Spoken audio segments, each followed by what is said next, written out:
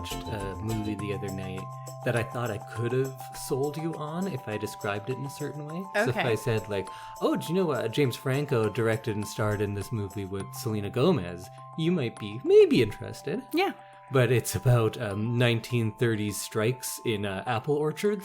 Oh, that's right. And it has like all period appropriate music and stuff. So then I might have lost you with that, but it was very good. Oh, good. Because it's a Steinbeck, because I'm reading all my Steinbeck right now, and it's an adaptation of In Dubious Battle, which I never thought would get turned into a movie. But James Franco, I thought it was quite good. Big Steinbeck guy. Yeah, Nice. he is actually. Oh, Yeah.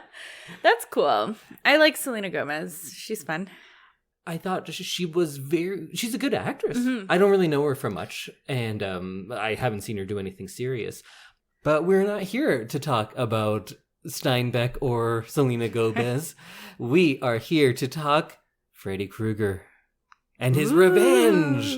On whom? I don't know. The first one was actually about his revenge, and this one he's just kind of like fucking shit up. You're right. The first one was about revenge. Yeah, this one's not. This one is like, I'm ready to fuck more shit up. That's basically what he's like. Yeah.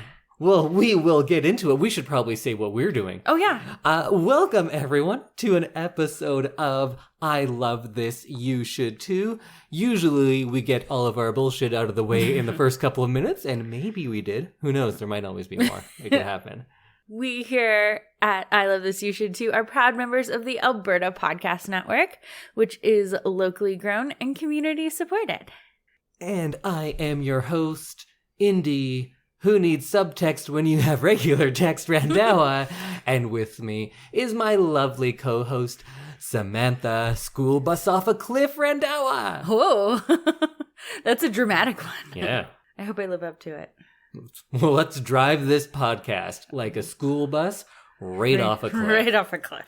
In case you can't tell, we are going to be talking about the 1985 horror film, A Nightmare on Elm Street Part 2, Freddy's Revenge.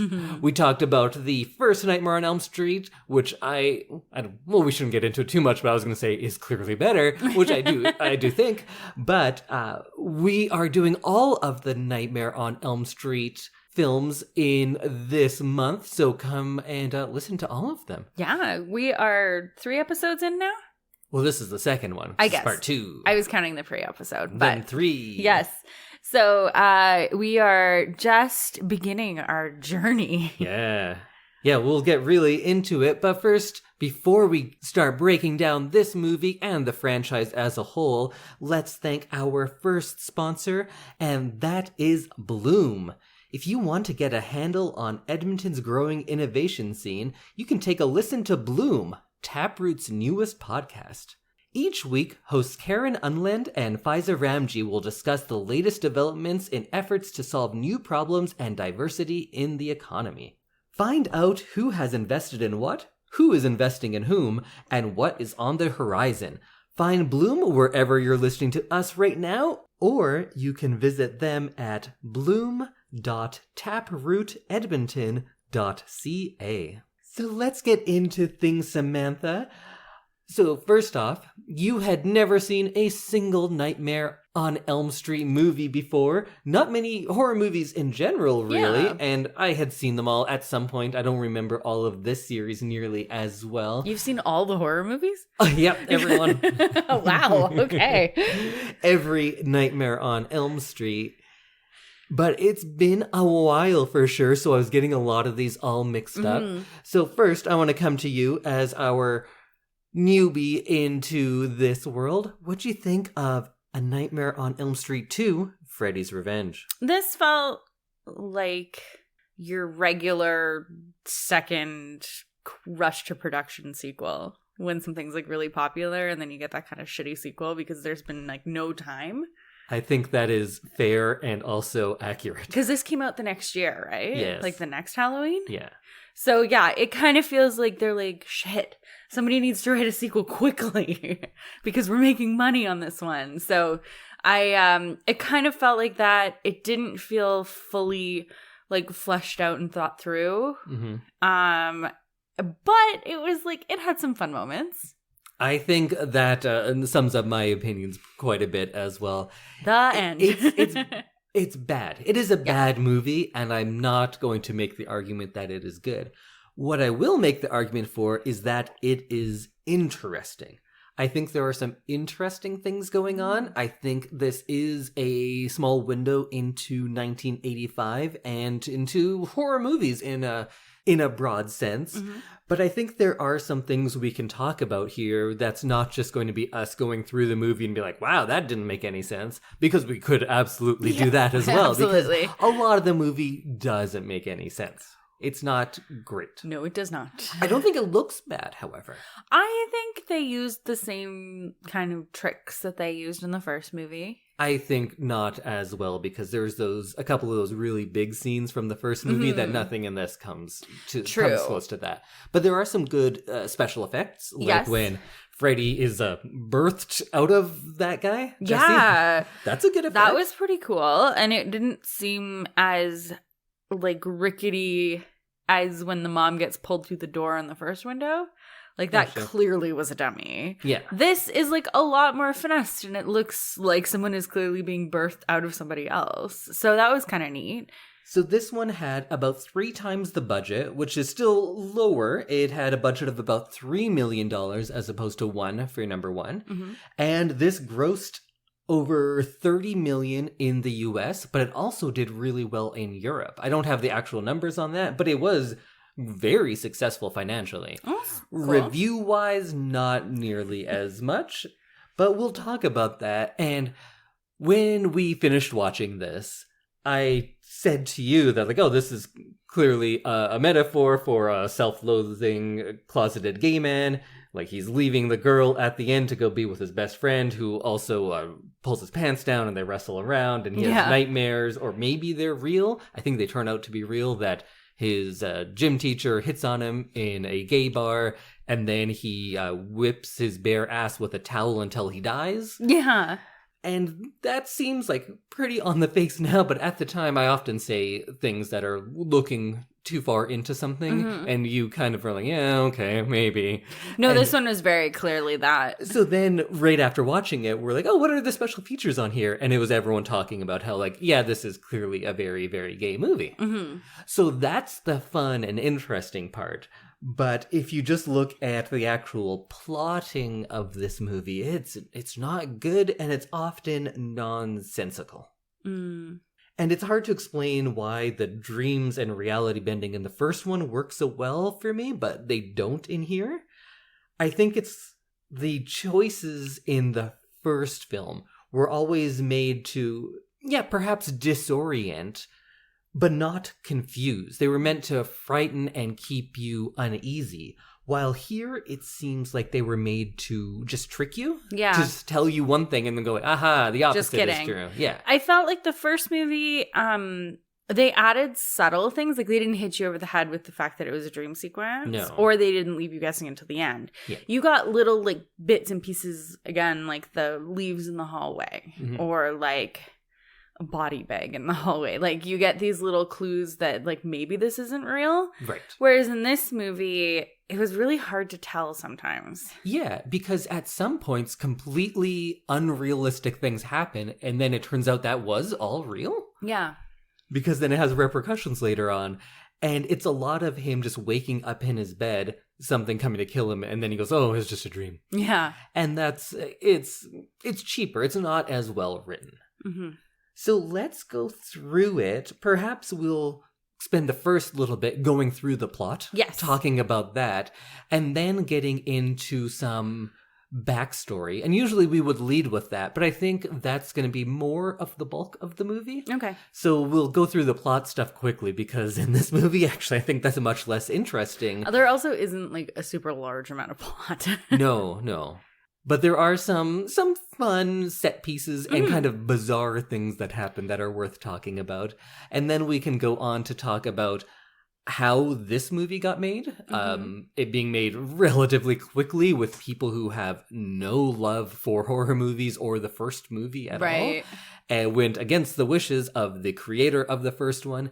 And how it kind of ruined one man's life and career, and subsequent documentaries that have been made about that and the place of this movie and Hollywood during the AIDS epidemic of the 1980s. Oh, interesting. I know you weren't expecting this to go there. No, but I'm kind of excited about it now. That's where we'll go a little bit, but let's start off light and silly, and let's go, because I think it gets sad in the end. I'm warning you now. It might get a little bit sad. Okay. But let's start off with just going through this plot, because it starts off on a bus going through the desert and then being perched on like a weird pillar. Yeah, that looked like it was supposed to be a different planet. This movie starts off with things that are more spectacular in a way than anything from the first, but not spectacular in a good way. It's just, look at this crazy thing. Yeah, there's like no reason for it. Yeah, I don't know where that was coming from exactly. Oh, and we are introduced to our main character, Jesse. Yes.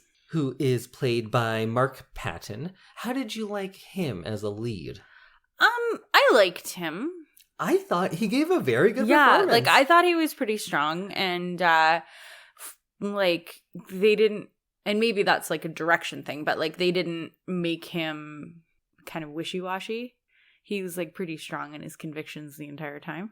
Yeah, I think he may have, this sounds like the weirdest assault, because it's a mixture of both. I think his performance was too good for this movie. Interesting. Because he gave for the most part, a very rooted in reality and real fear and terror in his performance. But I don't think the things going on around him necessitated that, because I don't think the movie was very successful at being scary. Right. Did you think this movie's scary? No. I was never scared of No. it. No, and I think that's kind of your biggest failing right Yeah, like in the first one, there were some creepy moments, and this one didn't really deliver that. So we pick up with Jesse, and he is just moved to Elm Street. He has a friend who we think might be a romantic interest named Lisa, who looks like 80% young Meryl Streep mixed with 20% young Natasha McElhone. Yeah. I could not get over how much she looked like Meryl Streep. And then we go to them at school, and they're playing baseball, and Grady, who is one of our secondary characters, attacks Jesse for no reason, pulls his pants down so everyone can see his butt, and then jumps on him, and then they get punished together, and through that punishment kind of become friends? Yeah, I'd say they become friends. Or more than friends. This one, like, this friendship was kind of weird, because you don't see Grady for a big chunk of the movie. Yeah. And then all of a sudden he's back. And he's talking to him like he is his best friend. And it was a little confusing, because I was like, okay, but we haven't seen him in 20 minutes. Well, I think it's because they are in love, but they're trying to fight that love. So that's why they were away. They're staying away from each other. And we get our first dream sequence after this, where Jesse sees Freddy in the basement of his house, because he has moved into the house that was Nancy's from the previous movie. Yes. And Freddy says something about how much he wants his body. Yeah. And then pulls off his skull, I guess, or just skin. He doesn't have a skull. No, he just has a brain. Just like shows off his brain. He's like, you have the body, I have the brain. Yeah. And together we will murder. Yeah.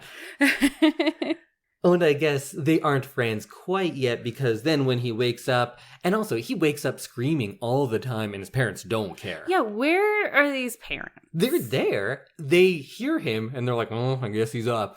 Like, my parents could tell when I got out of bed in the middle of the night. Never mind, like, if you wake up screaming. They can tell. They just don't care. They are objectively bad parents. They are. The father, especially the father, like, I know there's a trope of kind of parents who don't quite get it in horror movies, because that's a part of it, right? Right. But this guy he's too much.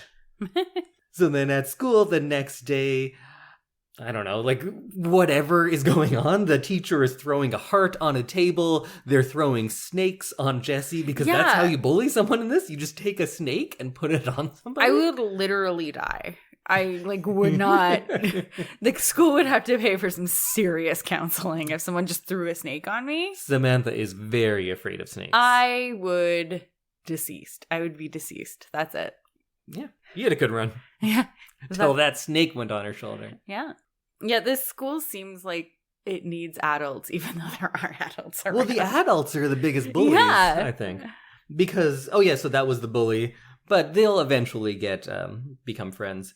And then there's, in my notes, I just have a lot more random fake outs. So there's a lot of things where you think something's happening, and then fake out, it's just a dream. And this is why I'm like, there isn't that much plot in this movie. No, it's a lot of... like nothing happens. You think something's happening, but then it doesn't happen. Yeah. It was just a dream. And then like they're alluding to something, but it never actually happens. We never go there. Yeah. And then some things happen that are clearly a dream. It turns out it was real. Mm-hmm. What did you think about the cool unpacking dance montage? That was fun. You like that one? It was like a fun, light moment. It was a little nod to Risky Business, which Yeah. had just come out not too long before. Which is fun. Like, I think that horror movies should have these like lighter moments where everything isn't life or death. I think just a lot of movies could benefit from dance scenes. I agree. And I'm not just saying that sarcastically. I truly believe that. No, I agree with you. We might talk about that scene a little bit more later as well. Okay. Right after the cleanup montage, we get Lisa and Jesse find Nancy's old diary. Mm-hmm. So that links it to the previous movie. And I kind of like that part. That because was we get fun. to also hear what Nancy was going through in her own words. Which and is it's a kinda nice interesting. refresher without like going back to the old like finding newspaper stories or trying to like interview neighbors. This was a really quick way to get that information into the plot without having to spend like 15 minutes on a montage. And throughout this, we have Jesse going to sleep and everything being very, very hot. Mm-hmm. So heat is representative of Freddy throughout this movie. Like he starts things on fire, things melt when he's around. I guess because he was burned alive. That's how he died. So that's his power. And he's always like, is that a furnace or is it a fireplace in the basement? Yeah, that kind of But furnace. like that's kind of where Freddy is like centrally located in the house. Yes. So it's like a hot place to begin with. So it's odd that your power would be the thing that killed you. Mm-hmm. Like I wouldn't go attack people with like a penicillin. Like, no, I'm allergic to that. Why would I want it near me? Yeah. He should be he should be a cold villain, really. Yeah. Or I guess he's just perpetually in that state of being burnt. Maybe that's where his like spirit is trapped. Yeah. I was going to say, why would you celebrate the thing that killed you? But then I remembered that like, Christians use crosses as their symbol. I was like, I don't know if you should. It's a bad thing. I think he's just stuck It killed there. Jesus. Why would you wear it? Yeah. I think he's just stuck there. And he's like, Jesus? no, Freddy. Oh, okay. Yeah. And he can't. Yeah, because Jesus came down from the cross and then goes to the cave and then he like leaves in 3 days, right? He rises to heaven. I'm not a Christian. Sorry if I'm wrong, all you people out It's there. been many years since I was at Sunday school, so I don't remember. But yes, getting back to Freddy, and we should stop comparing Freddy and Jesus. People are going to get mad at us. True. Yeah, Freddy, I guess, is stuck in that hell, in that limbo. Mm-hmm. I don't know where he is. I think we get into it later, though. Okay. And he goes to the basement, he finds the glove, and Freddy wants Jesse to kill for him. Like I said, pretty straightforward. And we're already getting a Freddy who talks a lot more than he did in the previous one. And he's also seen a lot more. Yeah, and he's interacting with people. Yes. As opposed to last time when he was kind of in the shadows. Yeah. I preferred more shadowy Freddy. What do you think? I liked that we got a little bit more of his personality, but I do think he was on screen too much for something that's supposed to be like scary and dream state. Yeah. I also don't like the makeup as much in this one. It was a completely new people doing the makeup. So he looks more pointy in this, which I didn't like as much. And like kind of shinier. Hmm. Like he's shinier than he was in the first movie, which kind of bugged me. Now that you're mentioning the makeup team is different, yeah, I think that's why it bugged me. Was because he was shinier than he was in the first movie. So he looked really different. I'm not sure which one goes through, if the rest of the movies are going to have a more of a part 1 or a part 2 look to them. But they're distinctly different. But the part 1 seems to be like what I have in my mind when I think of Freddy, but I'm not sure if it's just because I like part 1 more. But I guess we'll see in the next couple of weeks. Yeah, I'm excited to compare these. That's one of the fun things about doing this. Compare your Freddys. Then back at school, their coach or their gym teacher, Coach Schneider, always calls them dirtballs. And makes them do a lot of running and like planks and stuff. Back at home, the dad is just being a dick like he always Yeah. is. He says things like, the air conditioner works fine. It's just broken. So it's like, well, that's not fine. It just needs a shot of Freon. Is that what you do with air conditioners? Yeah. You just like reload them? Yeah, I think recharge is usually the word you use, but yeah, you add Freon in, and Freon is what is used in the cooling effect. Oh, interesting. Yeah, I just thought it was fridges. always in there. No, it does. It does run out over time. I didn't know that. But it's not fine if it's broken. No. So that's a thing. It's an untrue statement. And then when his son says, okay, I promise to do it. And he goes like, I don't want you to promise to do it. I want you to do it. But like, what else can he do? He can't do it right now. He's going to school. Yeah, he's got things to do. He can't just stay home from school. In one of the sillier parts, we get into a killer budgie. Yeah. Budgie birds were a big thing in the 80s. Were they? Oh, yeah. I All my friends had them. We had some. Like, it was a thing. Oh, you're probably right, because I remember having friends whose older siblings had birds.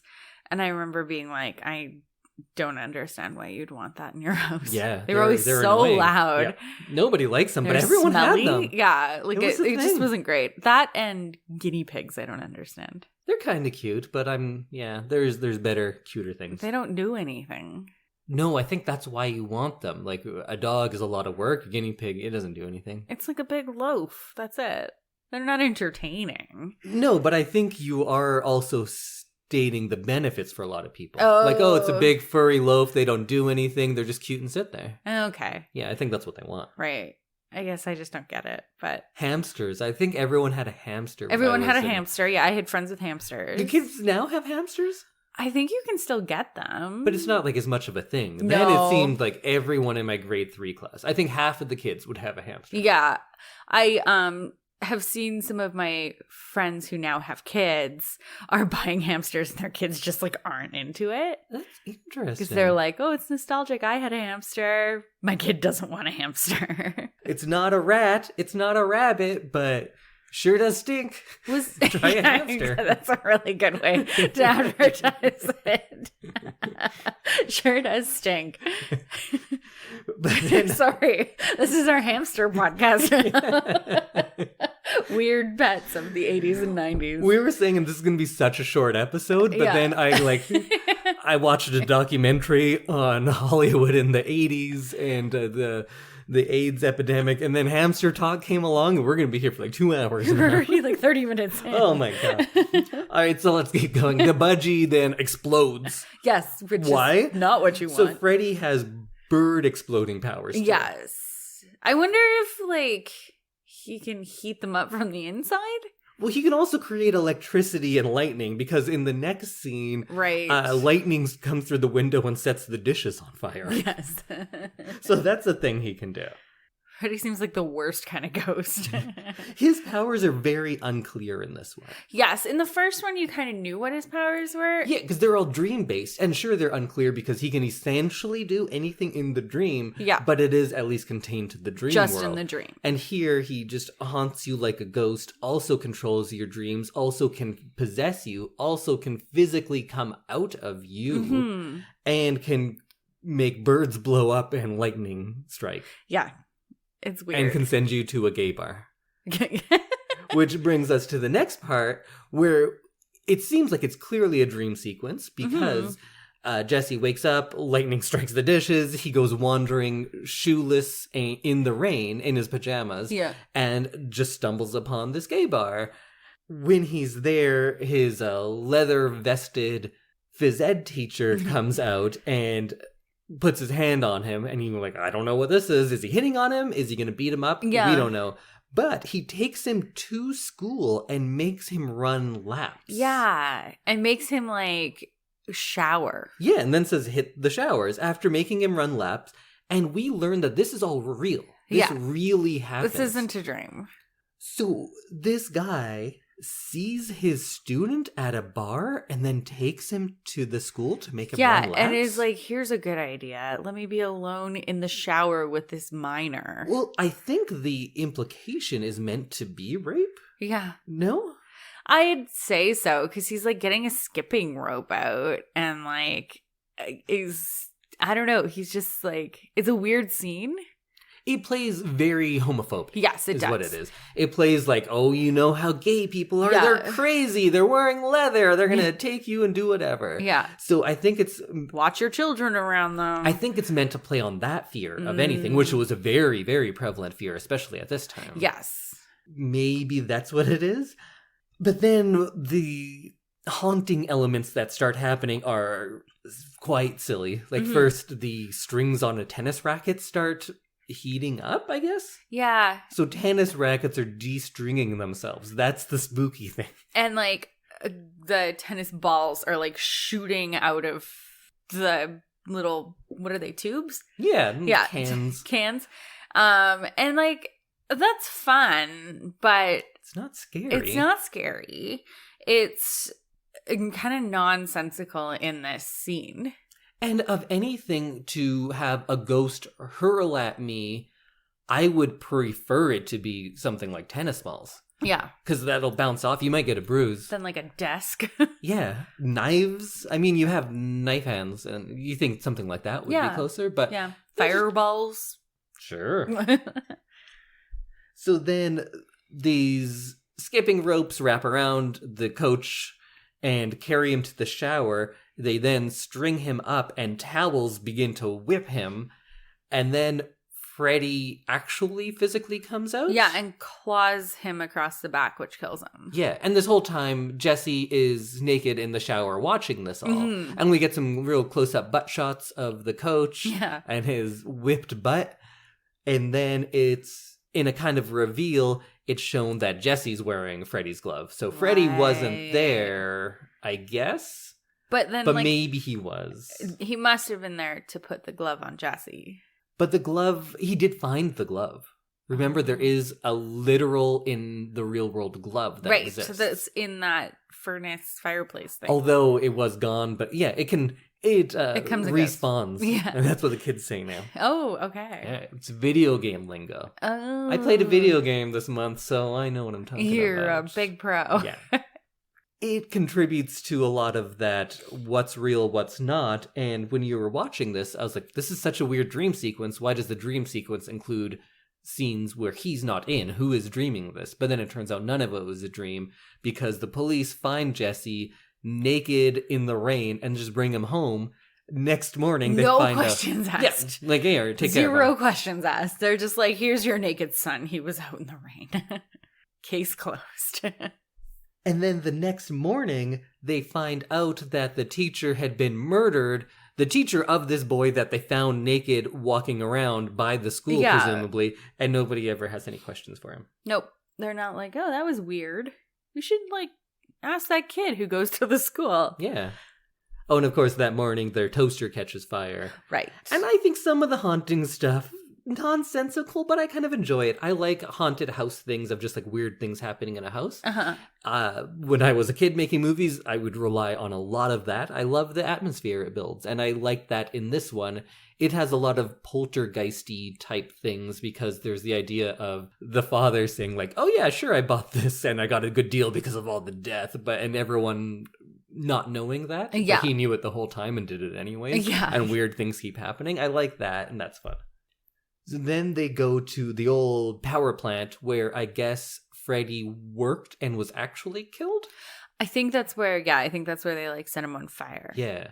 And I think he took the kids there. Oh, right. That's where he killed them. Yes. So I think he held them hostage at the power plant. So it's where Freddy's soul hangs out. Except when it's in the basement of that one house. Yes. Which, because I think he also has a presence there, because that's where Nancy's mom hid the glove? Yes, I think so. Okay. It was like her trophy. Yeah, that kind of makes sense. Yeah, then that makes sense. But yeah, so I think the power plant is where he, like, is more.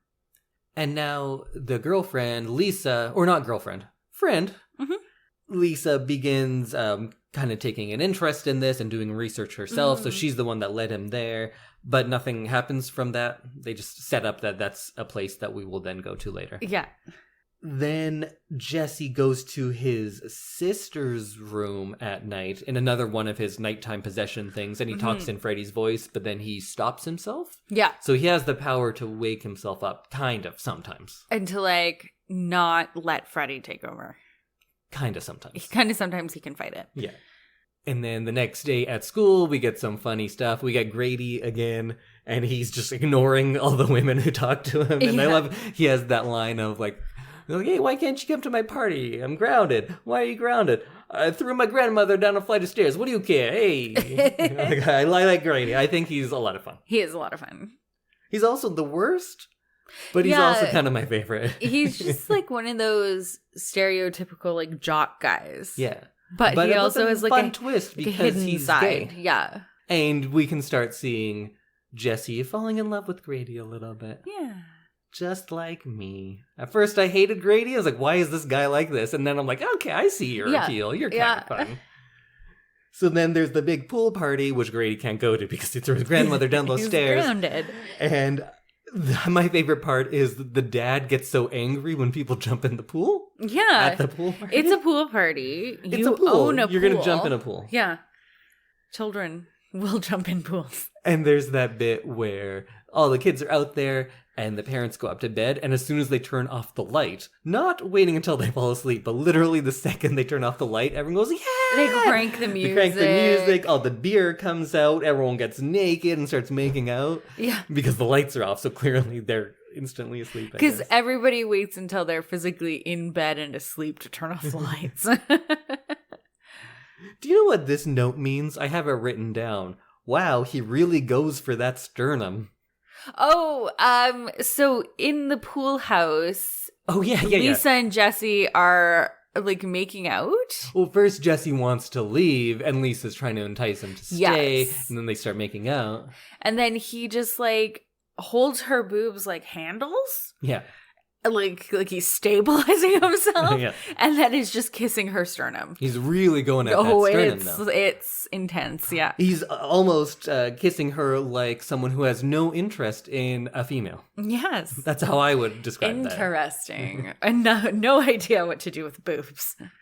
And then he has like that demon tongue that comes out sometimes. That was gross. So is that real then? He really physically has a demon tongue? Or is that his like own self-conscious because he's kind of fighting off his true gay predilection? I think it's Freddy trying to like work his way out of him. Oh, I kind of took it as like that is his true self, and he's self-loathing in his homosexuality. So it appears as a demon to him, and he's like, oh no, she's going to find out what I really am inside, which is a gay man. Right.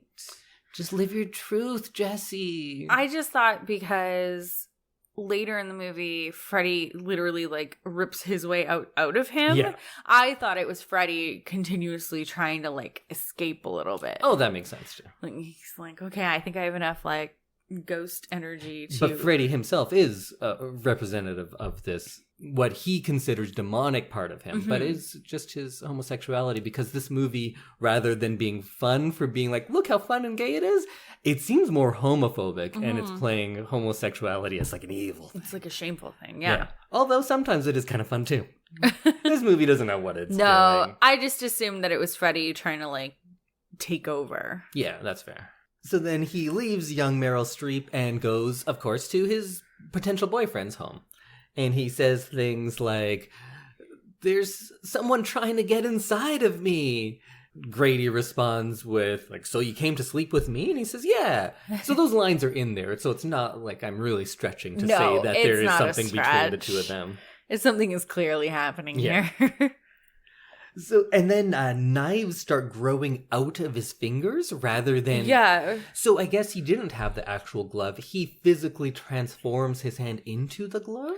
Yeah. Like it grows around his hand. Yeah. It comes out of his hand. Yeah. So the knives coming out of his fingers makes no sense. No. But I do think it's an effective and like pretty cool visual. Yeah. The effect is cool. Yeah. The idea of Freddy like pushing his way out is kind of a neat idea. Mm-hmm.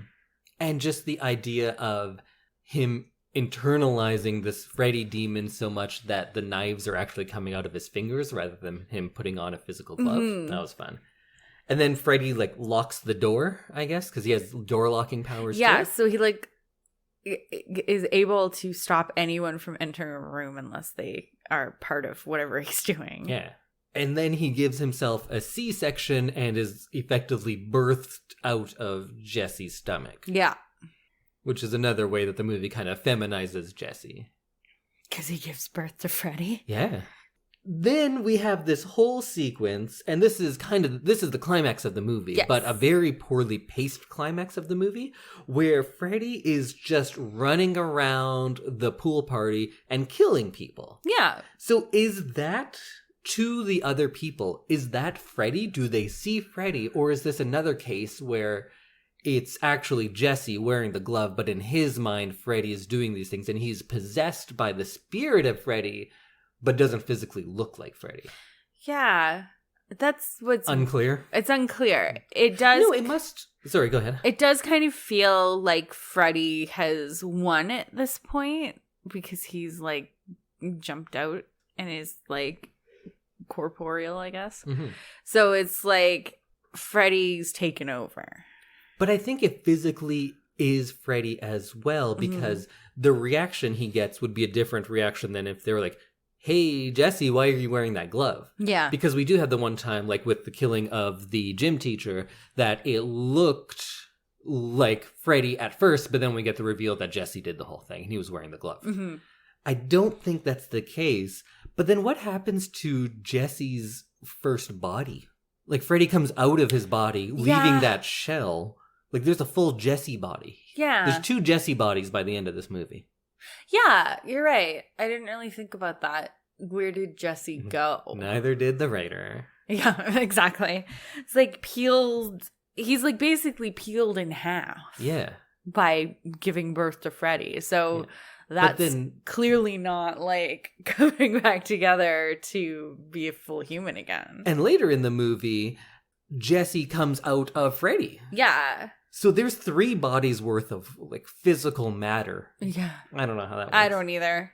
And we don't know how any of it works, because also in that scene where Freddy's going around, hot dogs start on fire, beers open, fish tanks break, TVs start on fire, and then there's also, of course, the magic door locking powers. The pool started on fire at one point. I think it boils and stuff too, yeah.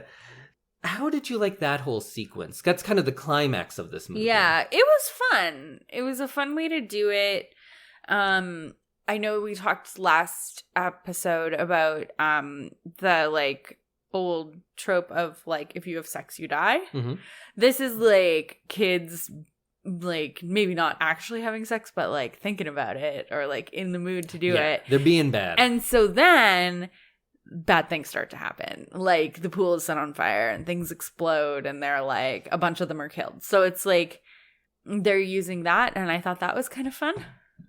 Yeah, that's fun. And the idea of just a bunch of people being massacred at this pool party is kind of fun. Mm-hmm. But it's paced strangely, because there's a lot of instances where Freddy will like stop and like talk and do things. He's not just going around and killing everyone. Right.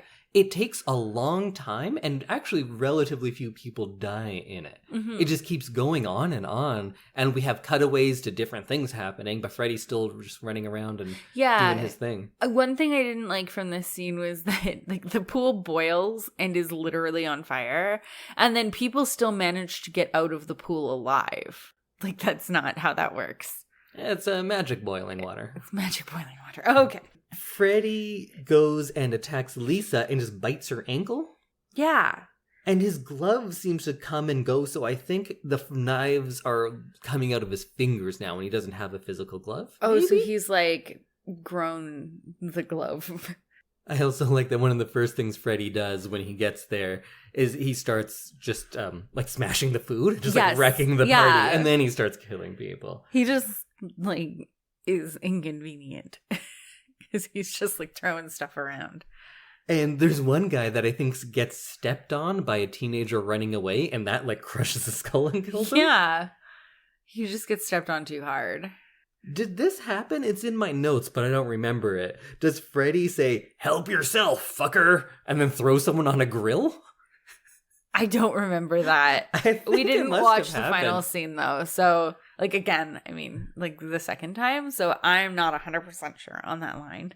I think that happens, but there's also a line that I know was in there when there's a big fire behind Freddy and he says, "You are all my children now." I thought that was kind of fun. That is fun. I liked it. This scene was kind of like a teenage boy wrote it. I think most of this movie is like that. Yeah, like this one was like, and then he throws him onto a barbecue, and then the pool's boiling, and then fire erupts from places that you wouldn't expect fire to be. All right, so then they're going to leave. Can they just go through the fence? No, Why it's not? locked. And electric somehow. Yes. And then they're on fire, but they're okay. It's fine. Like, it just seems like a really long run-on sentence from someone who just saw like 3 horror movies in a row. And same with all of the dream sequences. It's just, and then he's going to kill his sister, and then he doesn't. And then he's going to do this, and then he doesn't. It's just, there's a lot of and-thens in this. And then he's wearing the glove, and then it's in the drawer. And then it's back on, and now it's growing out of his hand. And it's just, yeah. And then they go to the power plant, and there's dogs, but they have doll faces. Yeah. Why? So, and then they go to the power plant, and there are dogs that have doll faces. Yes, and that was weird. So Freddy runs away, I guess? Yeah. And then Lisa goes to look for him, knowing that it is Jesse in there. So she goes to the power plant because that's where Freddy would go, because that's where he did his killing. And it's now like some big crazy maze. There's those doll-faced dogs, which were terrible. She looks and sees her bite wound, and there's ants coming out of it. But just kidding, there's not. It's not actually ants. And then there's like a mutant mouse that's about to attack Lisa, but then she's saved. Oh, and then there's a mutant cat that comes and kills the mouse. Yes. Does the mutant cat care about her? No, not really. So that's cool. And it just leaves. And then she's hanging off an edge, about to die. Oh, just kidding. She's fine. There's not actually a ledge there. Okay, it was just dumb. Like, nothing had a reason or a consequence. Yes. In this scene. They get to pick and choose what is consequential to the rest of the movie. And it's not clear to us. So the writer could say, like, oh no, this is set up way back there. And you're like, oh yeah, I didn't catch it because it was in the middle of 12 other dream sequences. All of those weren't real, but this one was real. Oh, cool. Yeah, I could definitely follow that. Yeah, exactly. And like, I found by the end of the movie, I stopped trying to keep track of what was happening. No, you can't. Because it was just like, okay, well, that was never important. Yes. So why did I remember that piece? Yeah. And then I'm like, well, I can't remember every single second of this movie. And that's, just in case it becomes important. And that's one of the things I dislike about this and some of the subsequent sequels, because if you rewatch the first one, you notice things and you're like, oh, that really helps me understand this. Yeah. Well, if you watch this one a second time, you only are more convinced that it's completely nonsensical. Mm-hmm. And if you try to figure it out, just don't. Yeah, it's just not you're not going to get anything. Don't try. That. I was also unsure that why in the audio mix, when Freddy's talking or on screen, they use whale sounds. Yeah, there was some weird sound effects that happen. And there's lots of movies that famously use mixes with animal noises to try to put you on edge, but I feel like whale sounds are famous for being soothing. Mm-hmm. People don't think of like, whales. No, like I've definitely been to a massage where it's like half chimes and like nice pan flute and then some whale noises. Because it's just relaxing. That's kind of weird. I don't find them oh no, maybe I do. I do love watching whale documentaries. Mm-hmm. I'm very interested in whales for any of you out there who care. Oh, interesting. Yeah, I'm really into whales. They're some of my favorite animals. It's definitely like a white noise-ish sound. But not a sound I would think of when I think of Freddy Krueger, who was burned alive and has knives for hands. Right. Whales don't really go with it. Oh, whales don't remind you of Freddy Krueger? That's weird. No. The guy who's all about fire? Yeah, I don't think of serene belugas or something. So then she finds Freddy/Jesse, and he's like, no, I'm Freddy now. And then she makes out with Freddy, and it's like full body Freddy at this point. Yes. And I guess her love sets him on fire? Yeah, her kissing is so hot, he literally bursts into flames. And we'll get into all of this stuff, but I think if you're doing the more homophobic reading of this, that this was meant to be a homophobic movie, not a homoerotic movie, it's kind of saying that the love of a woman is what's going to save this. It literally saves Jesse. Yeah, which is a bunch of bullshit. But I feel like anytime I'm talking about a movie and breaking down, and a movie that I think is homophobic, we have to make a disclaimer that that's the movie. Yes. We don't think we these don't things. think that. We think it's shitty that the movie does all these things. But that's kind of what it's doing. The effect of his face melting, I thought that was pretty cool. Yeah, that was pretty cool. And that he kind of melts and turns into ash. Mm. And then Jesse comes out. So there's at least 2 Jesse bodies and I guess 1 fresh Freddy body. Yeah, how do you explain that? Also, how is Jesse not going to get arrested for the coach's death? And for Grady's death. Yeah, well, yeah, especially for Grady's or death. at this point, they think that Jesse and Grady died together. Oh, yeah, because his his body is there.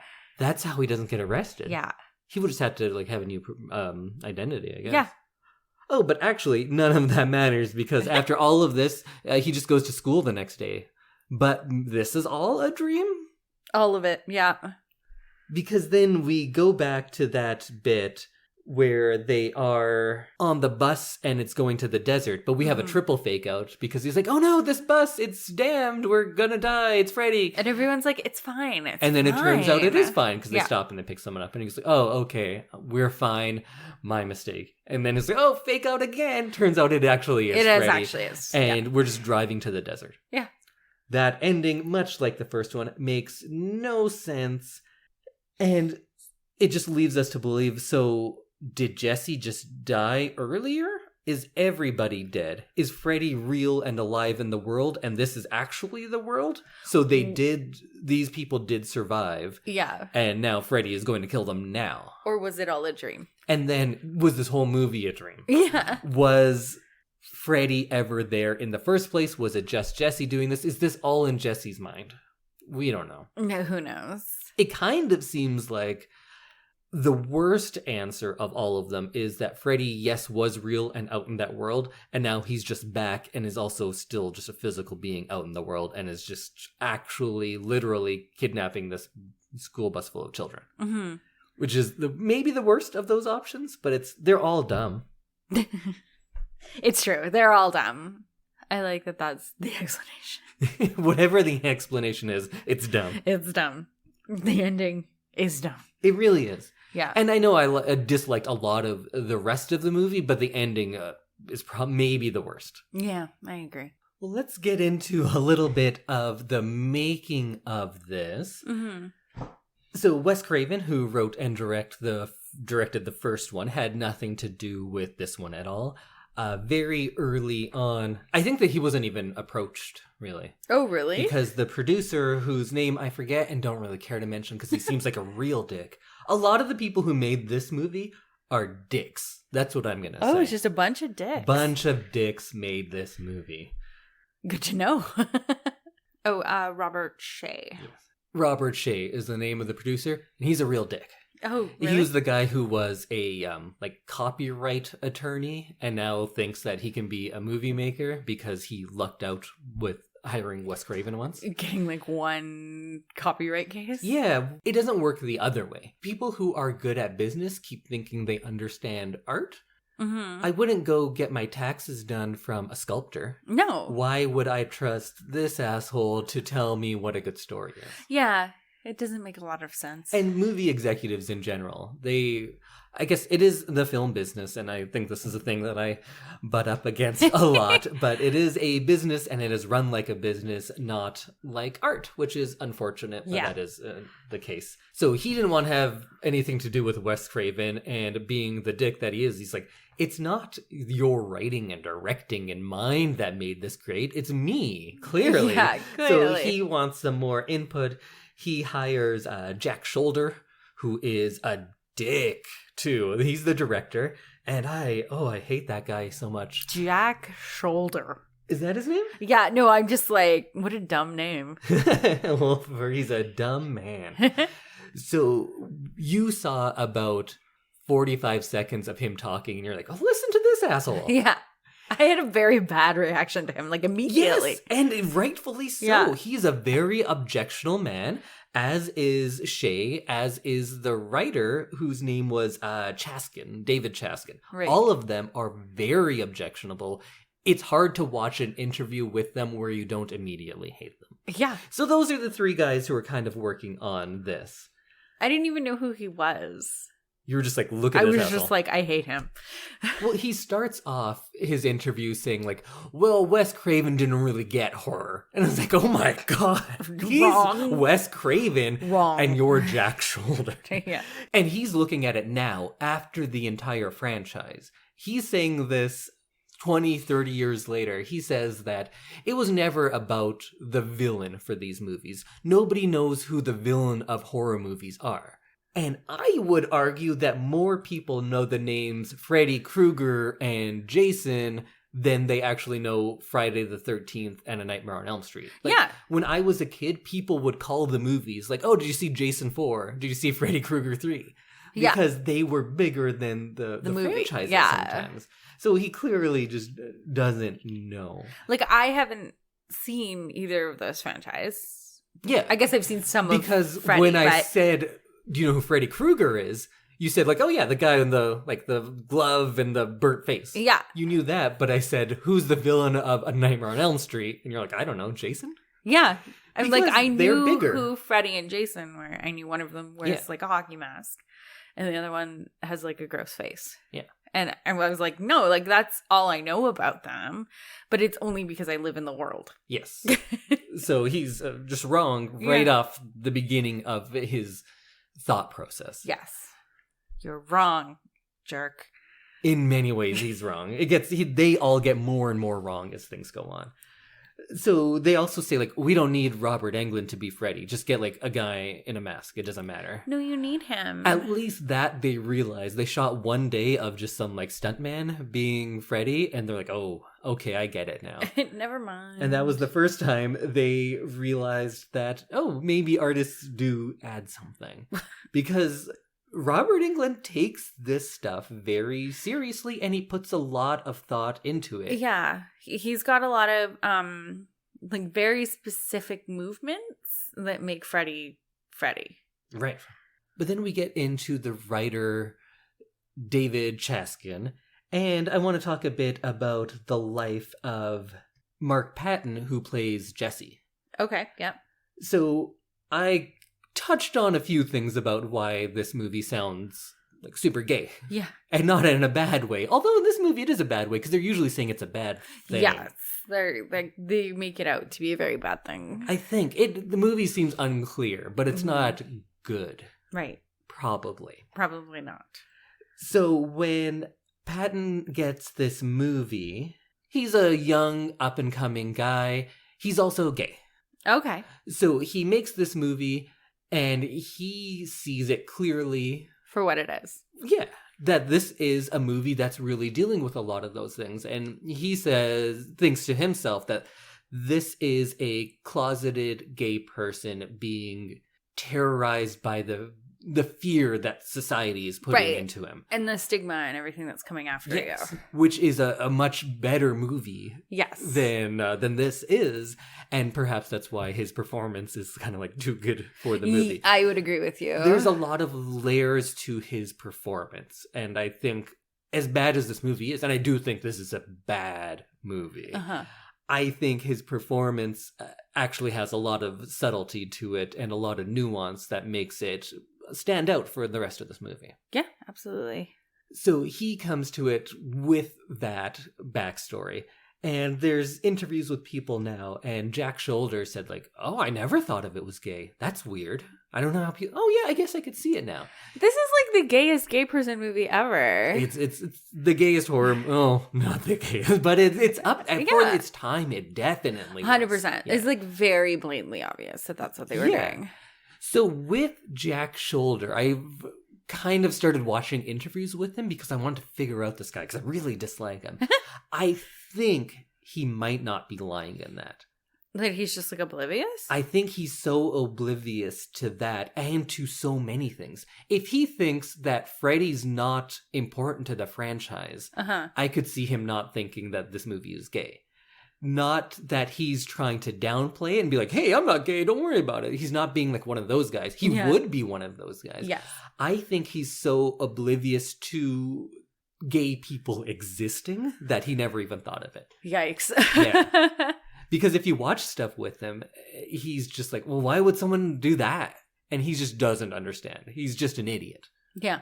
He's also one of those guys who's a director, which I would describe as an art, and seems to take no joy or find any artistic merit in anything. He's like, no, this is just a thing we do. It's a product we make. Yeah. He sounds like he's making a dishwasher. He's like, no, it got the job done. It didn't cost that much. Yeah. He's one of those guys. And it's unfortunate that those types of people are making movies. Yeah.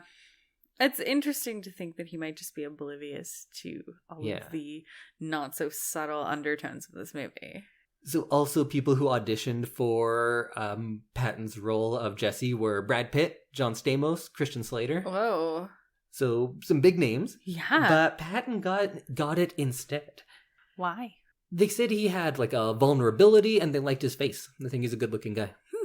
I agree. He's a very good looking kid. But he was like a normal teenager. Like Nancy was in the first movie. So often your final girls, the usually female survivor at the end of the movie, is often a girl next door type. Yes. I would say he's a boy next door type. I agree. Yeah.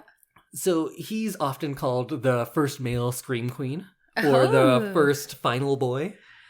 And I know a lot of the final girl stuff I find as being reductive because if you read any essay about it, they're going to say like, oh yeah, that's a thing that horror movies have internalized. And at some point, the female lead, the final girl, has to take up the phallus and become more masculine and destroy that male oppressor. And often, sure, and I think these Nightmare on Elm Street movies get to that kind of point of following conventions a lot more. Right. But at this point, I don't think that's the case because I don't think you had to masculinize Nancy for her to succeed in the first one. She was very true to herself and remained the same character the whole way through.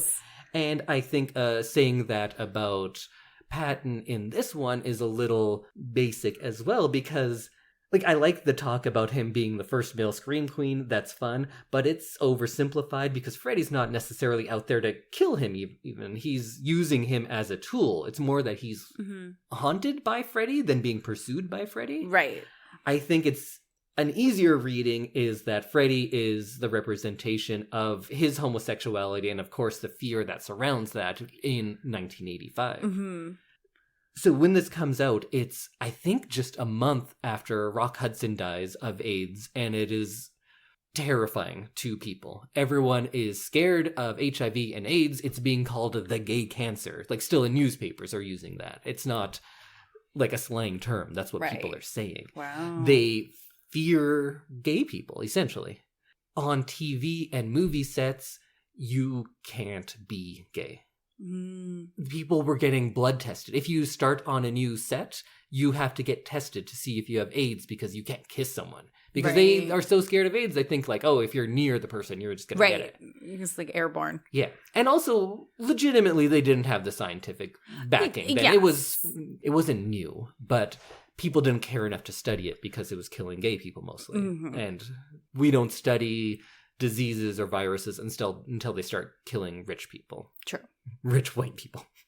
And then we care. Yes. But I'm going to start getting lost in other things and my own anger about the past. So let's not do that. So he does this movie and he's like, I'm trying to achieve my dream of being a movie star. At the same time, he is gay and living with his partner, whose name I now forget, but was also in films and was a young and up-and-coming guy. Right.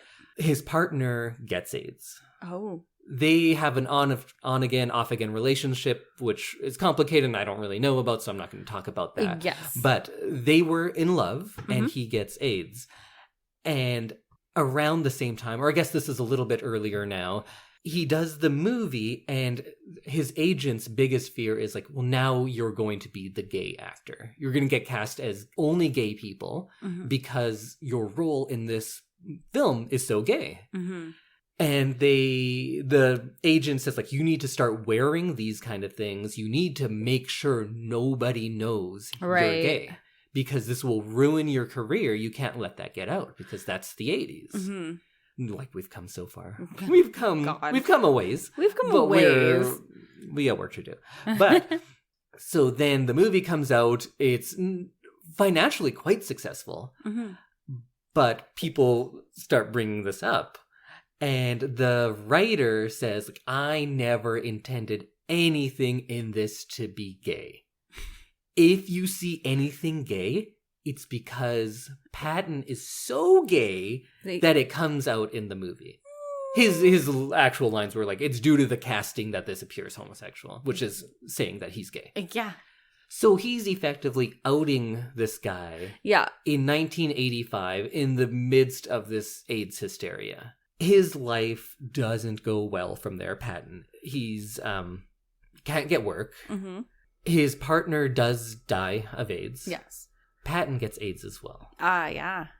And he's so disillusioned, distraught with all of Hollywood, he leaves. And we don't really hear about him for 20, maybe 30 years. Mm-hmm. He leaves in the middle of what could have been, or at the beginning of what could have been, a really successful career. And Chaskin, the writer, says different things over the years, and each one just makes me want to hit this dude more. So he starts off with saying that it's not gay, I'm not gay, we're not gay. That guy was probably pretty gay, so that's his fault. Right. That's where he starts from. Later on, he starts saying that, I wrote it as a homophobic movie. This movie is a good movie to show at like conversion camps to get to show people the real fear and the terror of what homosexual life is. Boo. Which, like, you're like, I don't know which thing you said is worse. Yeah. But they're both There's real so shitty. many things to look at there. But that reading, you can see more in the movie. Mm-hmm. It doesn't make it good. No. He's still a piece of shit. And then this movie, in the late 90s, or maybe even the throughout the 90s, it starts getting this cult following. It starts being shown at fun midnight screenings and being called like the gayest horror movie, and people start trying to like reclaim this movie. Right. And look how fun it is. The dance sequence in the bedroom is being played at clubs and like people are having fun with this movie and kind of rediscovering this fun, weird gay movie from 1985. Now, in like, I don't know if it's probably around the year 2000 or after that, after the 2000s, Chaskin says like, I put that subtext in there. I meant that. I'm a real clever guy. And you're like, fuck you. First of all, there's nothing sub about this text. No, it's there's all no there. subtext. And you can't have it every way. It's just text. Yeah. So then, I think it's 20 years later, so around 2005, they're making a documentary, and they finally find Mark Patton. And he moved to Mexico just to get away from everything. And has just been living there, living a real simple life, and just hasn't had anything to do with it, never talks about it. Because he had such a miserable time from all the hate that he got after this movie. There's a documentary about him called Scream Queen, and it's made, it's from 2018, so it's relatively recent. And he's talking about all of those bullies growing up, all of the people that threw slurs at him never made him lose his confidence, but the things that Chaskin did, that's what broke him and made him just leave. In this documentary, you get to see the two of them finally meet. Patton says, like, all I ever wanted was this apology, so I'm good, after the meeting. But if you watch it, Chaskin never apologizes. No. He says, like, if certain people took things away, I guess I see how that could be bad. And Patton's just, like, looking for something. And he's like, all I ever wanted was this apology. He never apologized. No. So that guy's a piece of shit. Ugh. So Sholder, Shea, Chaskin, I hate all of them for crimes against art and film and humanity and gay people. They're bad guys. Yes. I dislike all of them. I had Mark Patton's Wikipedia page up when you were talking about him, and he married a man named Hector, and they own and operate an art store in Puerto Vallarta. Yeah, you can see that sounds like a nice life. Yeah, you can see it in the in the documentary, you go to the shop and everything, and you get to see his art and all sorts of things he's doing. So great for him. And now he's also doing a lot of work on that kind of convention circuit because he's gotten kind of famous now. Right. Because he is, and he's owning it. He's like, yes, I am the Scream Queen. I'm the first male Scream Queen. Right. And he's going with it. So good for him. I'm glad he can get that. But like, it's a lot of shitty stuff about this movie. No, that is shitty. But I guess one good thing is we can kind of have fun with it now and try not to think about the terrible people who made it. But maybe this really fun performance, the place this has within a franchise that is going to get bigger and bigger, this weird little oddball movie from the mid-'80s that was meant to, I think, be homophobic, turns out to be kind of fun and homoerotic. And we can just appreciate it for that. Yeah, I like that. So our second sponsor of the episode is the Well Endowed podcast by the Edmonton Community Foundation.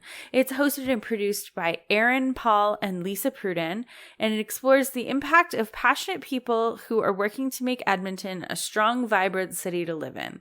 The Edmonton Community Foundation helps people create endowment funds, and the podcast tells the stories of how those endowments intersect with the community.